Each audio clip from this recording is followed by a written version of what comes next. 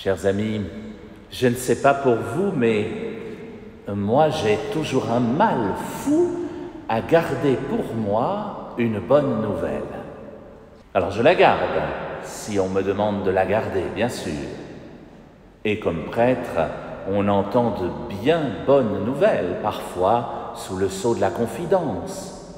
On va se marier, mais ne dites rien pour l'instant. Nos familles ne connaissent pas encore la nouvelle. Ou ce couple que je croise dans mon travail à l'hôpital l'autre jour, sortant de gynécologie. Oui, elle est enceinte, mais ne dis rien pour l'instant. Ne dis rien pour l'instant. C'est une phrase que j'entends plusieurs fois par année. Un jour, j'ai fait une gaffe comme ça, tellement heureux d'une bonne nouvelle et croyant que je pouvais l'annoncer parce qu'on ne m'avait pas dit « ne dis rien pour l'instant ». Mais ce n'était pas le cas, il ne fallait pas le dire. J'ai parlé de cette manie de rapporter les bonnes nouvelles à mon père spirituel et sa réponse m'a touché. Il m'a dit « Tu ne serais pas un petit peu chrétien des fois ?»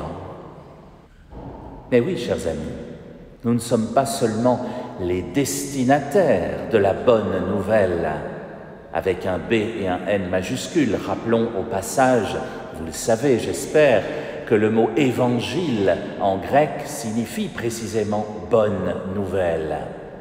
Nous ne sommes pas seulement les destinataires d'une bonne nouvelle, mais nous en sommes les transmetteurs. Quel sens cela aurait-il de recevoir une bonne nouvelle et de la garder pour nous? Dites-moi. Deux personnes s'aiment et veulent se lier d'amour devant Dieu pour la vie. Un petit enfant va être rempli de la grâce de Dieu par le baptême, mais moi j'ai envie de crier cela sur les toits de la région. Et ce qui est valable pour toutes les petites bonnes nouvelles de nos vies est a fortiori encore plus valable pour la bonne nouvelle avec un B et un N majuscule. Dieu nous aime, c'est une sacrée bonne nouvelle. Il veut tous nous sauver, c'est une sacrée bonne nouvelle. Il veut tous nous convier au festin sur sa montagne sainte, c'est une immense bonne nouvelle. Ça, c'est la première lecture qui nous le disait. Le prophète Isaïe. Mais il y avait les autres textes que nous avons entendus. Dieu est toujours avec nous sur les chemins de nos vies, nous rappelait le psaume. Il est là même dans les pires difficultés et même la mort. Il nous aide à la traverser. Ben, c'est une sacrée bonne nouvelle, ça aussi. Et la deuxième lecture n'était pas en reste. Dieu nous comble de richesses, disait Paul.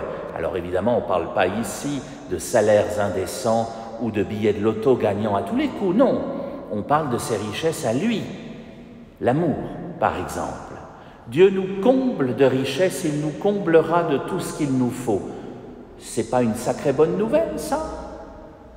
Et puis il y avait l'Évangile qui rassemblait tout cela comme un joli bouquet de fleurs. On y parlait de ce festin auquel Dieu nous invite tous. Seulement là, vous l'avez entendu, il y avait quelques ratés sur la ligne. Il y a des invités qui, malgré toutes ces bonnes nouvelles, ne veulent pas venir au festin, trouvant toutes les bonnes excuses du monde. Et ça, les gens qui voient le verre à moitié vide, vous en trouvez partout. On en connaît tous. Vous pouvez leur donner toutes les bonnes nouvelles de la terre, ils vont vous dire « oui, mais bon, il y a la guerre ici, il y a la guerre là. C'est pas facile en ce moment, il y a la hausse des primes maladie. » Ouais, pour moi aussi. C'est vrai que c'est pas facile.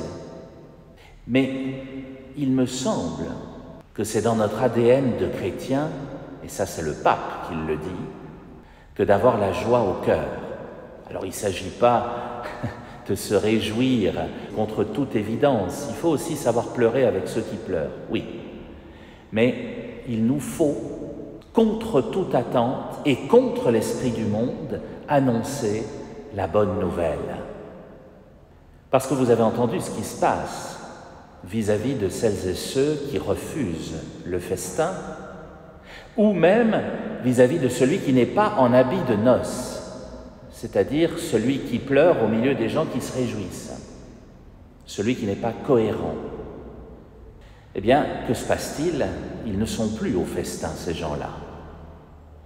Alors, vous l'avez entendu, parce que l'histoire ne s'arrête pas là, le Seigneur envoie tous ses serviteurs pour annoncer la bonne nouvelle à tous les autres, aux croisées des chemins, pour faire venir toutes celles et tous ceux qui sont éloignés ou qui n'avaient même pas été invités.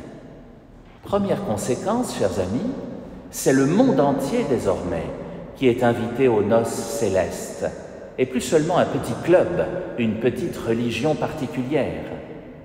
Dieu invite tout le monde. Deuxième conséquence, les serviteurs, qui sont porteurs des cartons d'invitation à donner à tout le monde, eh bien c'est nous. C'est nous, chers amis. De par notre baptême, nous sommes prophètes, ce qui signifie précisément que nous avons à annoncer l'Évangile, la bonne nouvelle, à aller à la croisée des chemins et à inviter tous et toutes au festin du royaume.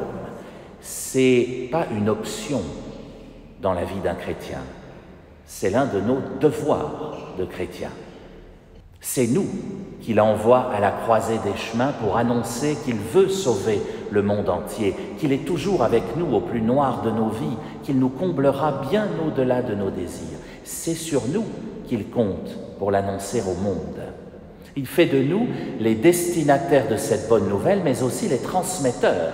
Et si nous ne transmettons rien, eh bien les suivants n'auront rien reçu.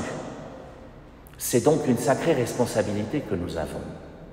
C'est à nous, chers amis, que le Seigneur dit « Allez annoncer cette bonne nouvelle aux croisées des chemins, tous ceux que vous rencontrerez, invitez-les au repas des noces éternelles. » Pas très loin d'ici, à Lyon, pendant tout le début de la messe, il y a des jeunes qui sont sur le trottoir, sur le parvis, devant l'église, et qui disent aux gens qui sont à l'arrêt de bus « Ne prenez pas ce bus.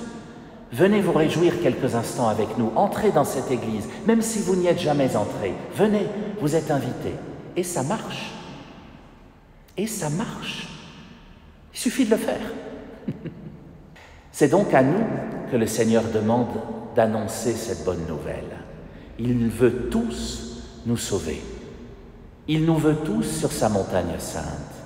Il nous veut tous au repas de noces, et ce, quelles que soient nos erreurs passées ou présentes. Quelle sacrée bonne nouvelle nous avons à répandre autour de nous, vous ne croyez pas? Alors réactivons ce beau rôle de transmetteur de la foi, transmetteur de la joie de l'Évangile. Pour transmettre les mauvaises nouvelles, il y a assez de monde, je crois, et assez de médias qui s'en chargent bien mieux que nous. Nous, notre rôle, c'est de brûler de la joie de transmettre la bonne nouvelle, l'heureuse annonce, le fait que le Seigneur est toujours là dans nos vies. Et tant mieux si on n'arrive pas à se retenir de transmettre cette bonne nouvelle-ci.